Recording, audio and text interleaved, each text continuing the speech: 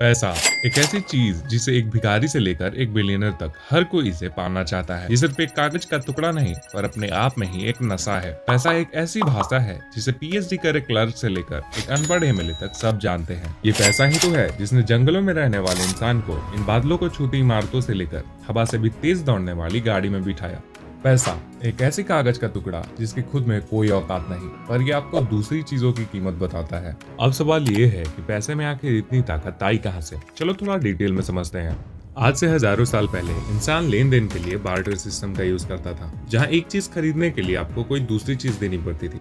यानी किसी के पास चावल है और उसे चीनी चाहिए, तो उसे ऐसे इंसान को खोजना होगा जो चीनी बेचना चाहता हो और साथ ही उसे चावल की जरूरत हो।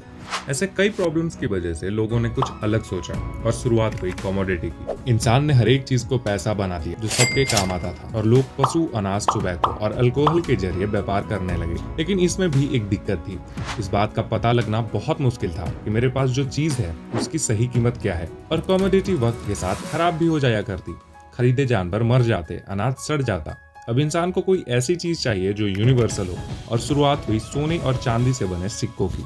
लेकिन इस दो पैर वाले जीव को इसमें भी प्रॉब्लम थी, क्योंकि वो वजनदार सोने को लेकर घूमना और साथ ही चोरी का डर।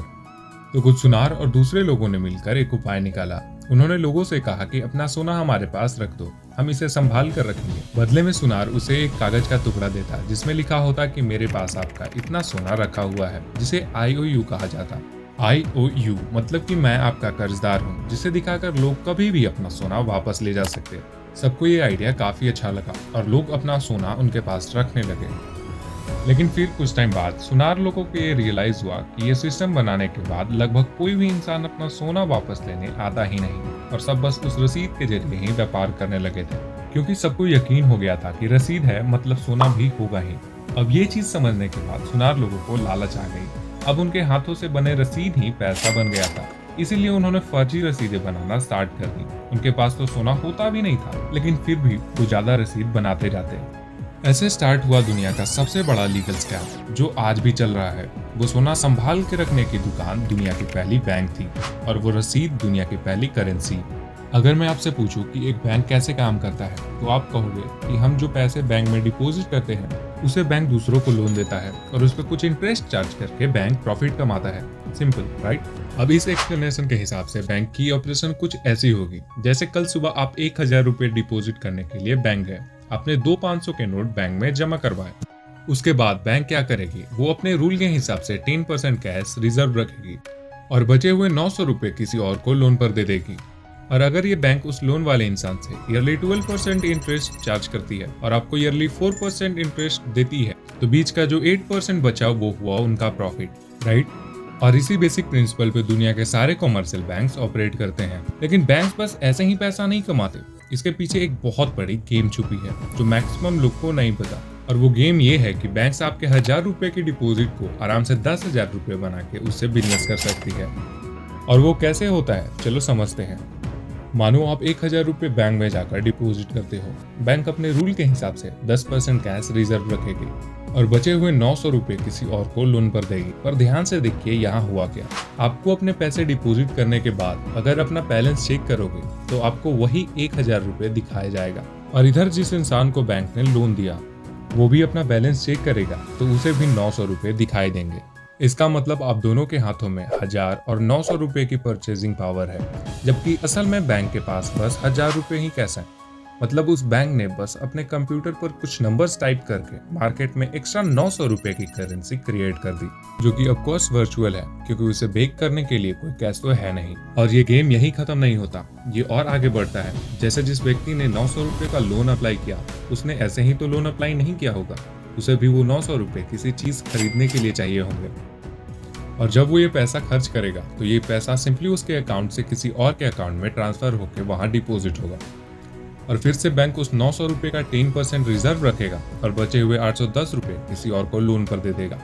ऐसे करते करते एक बैंक 1000 रुपए कैश डिपॉजिट को 10,000 रुपयों के वर्चुअल करेंसी में बदल कर बिजनेस करता है। आप सोचते हो कि आपका पैसा बैंक में सेफ है, जो आप जब चाहो निकाल सकते हो, लेकिन ये पूरी तरह सच नहीं है। अगर सिर्फ 20 से 30% लोग भी एक साथ पैसा निकालने चले जाएं, तो बैंक आपको आपके पूरे पैसे वापस नहीं कर पाएगा, क्योंकि उनके पास आपके पूरे पैसे होते ही नहीं। फ्रैक्शनल रिजर्व सिस्टम की वजह से वो सिर्फ प्रोबेबिलिटी पर चलती है। फॉर एग्जाम्पल, अगर आप इस दुनिया के सारे बैंक अकाउंट के बैंक बैलेंस को ऐड करें और वो 100 रुपये होती है, तो उसमें से 10 रुपये से भी कम एक्चुअल कैश में अवेलेबल है। बाकी के 90% से भी ज्यादा बस वर्चुअल डिजिट है, जिसे बस आप अपने मोबाइल या कंप्यूटर स्क्रीन पर देख सकते हो। बॉस, पैसे की इस माया जाल को जानबूझ के कॉम्प्लिकेटेड बनाया गया है ताकि एक आम इंसान इसे इजीली समझ ना पाए और वो इस सिस्टम में ही फंसा रहे। लोगों को लगता है कि करेंसी और मनी एक ही चीज है, लेकिन ऐसा है नहीं। करेंसी एक मीडियम ऑफ एक्सचेंज है, जबकि पैसा खुद एक वैल्यूएबल एसेट। आपके घर में पड़ा 1000 के नोटों का बंडल रातों रात कागज का टुकड़ा बन जाएगा अगर सरकार उसे रिजेक्ट कर दे, क्योंकि वो करेंसी है। लेकिन आपके घर में पड़ा सोने का सिक्का, चाहे दुनिया की कोई भी गवर्नमेंट कुछ भी बोल दे, उसकी वैल्यू उतनी ही रहेगी जितनी वो है। देखो बॉस, दूसरे इन्फ्लुएंसर आपको जो भी बोले कि गोल्ड बॉन्ड्स खरीदो, डिजिटल गोल्ड लो, गोल्ड के ETF में पैसा लगाओ, ये करो वो करो, वरना फलाना टैक्स लगेगा, ठिकाना टैक्स लगेगा। मैं कहूंगा रियल गोल्ड भी खरीदो, क्योंकि लाइफ के कुछ डिसीजंस टैक्स के आधार पर नहीं लिए जाते। अब आपके पास कहाँ 500,000 करोड़ है कि आपको 2-4% टैक्स की भी फिक्र करनी पड़े। और सच तो ये है कि पैंडेमिक के टाइम रियल चीजें ही काम आती है। आप किसी को अपना गोल्ड बॉन्ड का सर्टिफिकेट दिखा के पूरे साल का राशन नहीं खरीद सकते, लेकिन घर में पड़े सोने का एक छोटा सा हिस्सा बेचकर पूरे साल का बंदोबस्त किया जा सकता है। ये कागज सिर्फ भरोसा है, और भरोसे पर ही दुनिया कायम है। धन्यवाद।